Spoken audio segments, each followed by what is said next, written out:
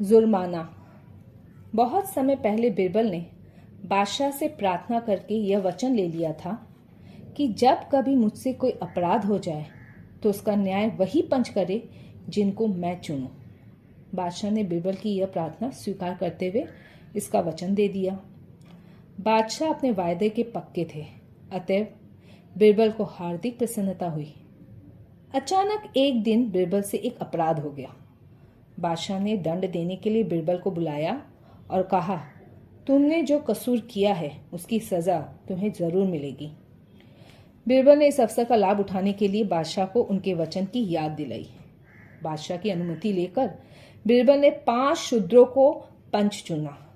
बादशाह को आश्चर्य हुआ, ये शूद्र क्या न्याय करेंगे। खैर, उन 5 शूद्रों को बिरबल के अपराध के संबंध में सारी बातें समझा दी गई तथा न्याय करने का आदेश दिया गया। यह सम्मान पाकर शूद्रों को बहुत प्रसन्नता हुई, साथ ही उनमें प्रतिहिंसा की भावना भी जागृत हुई।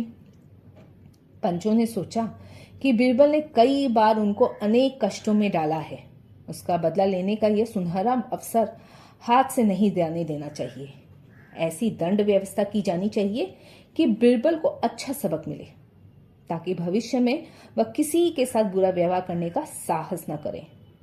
उन पंचों में से पहला बोला, भाइयों, बिरबल का अपराध तो बहुत बड़ा है, इसलिए 150 रुपए जुर्माना करना चाहिए। इतनी बड़ी रकम के जुर्माने की कल्पना करके दूसरा पंच सिहर उठा। उसने सोचा, बिरबल के बाल बच्चों पर इसका बुरा असर पड़ेगा, उसका घर बार चौपट हो जाएगा। यह सोचकर जुर्माना घटा के सिर्फ 100 रुपए करने का प्रस्ताव किया। तीसरे पंच को इतना जुर्माना भी ज्यादा प्रतीत हुआ। उसने आश्चर्य प्रकट करते हुए जुर्माना घटाकर 60 रुपए ही रखने का प्रस्ताव दिया। साथ ही उसने यह भी कहा कि इतना जुर्माना ही काफी है। फिर भी यदि पंच लोग चाहे तो 10 रुपए और बढ़ा सकते हैं। अब चौथे पंच के प्रस्ताव का 5वें ने समर्थन किया और सर्वसम्मति से थोड़ी देर की बहस के बाद तय हुआ कि बिरबल पर 50 रुपये जुर्माना करना चाहिए, क्योंकि यह जुर्माना बहुत ज्यादा नहीं है। बादशाह से प्रार्थना की गई कि इसकी वसूली में सख्ती न बरती जाए। इसके बावजूद 5 शूद्र पंच बादशाह से विदा लेकर चले गए। बादशाह समझ गए कि बहुत सोच समझकर होशियारी से बिरबल ने शूद्रों को अपना पंच चुना था।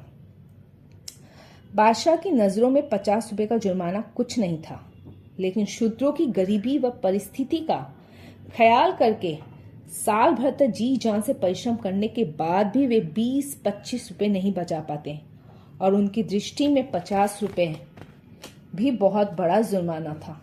बादशाह दया की भावना से भर उठे, साथ ही बिरबल की चतुराई की मनी मन तारीफ करने लगे।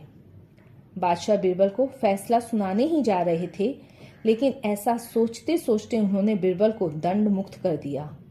बिरबल को ये पहले ही मालूम था कि ये गरीब जातियां इतना अधिक रुपया नहीं बचा पाती, तो ज्यादा जुर्माना निर्धारित कर सके, और हुआ भी नहीं। इसी कारण बिरबल ने अपने न्याय के लिए शूद्रों को ही पंच बनाया था। इसमें उनका उद्देश्य यह भी था कि इस तरीके से बादशाह को नीची जातियों की गरीबी का एहसास हो जाए।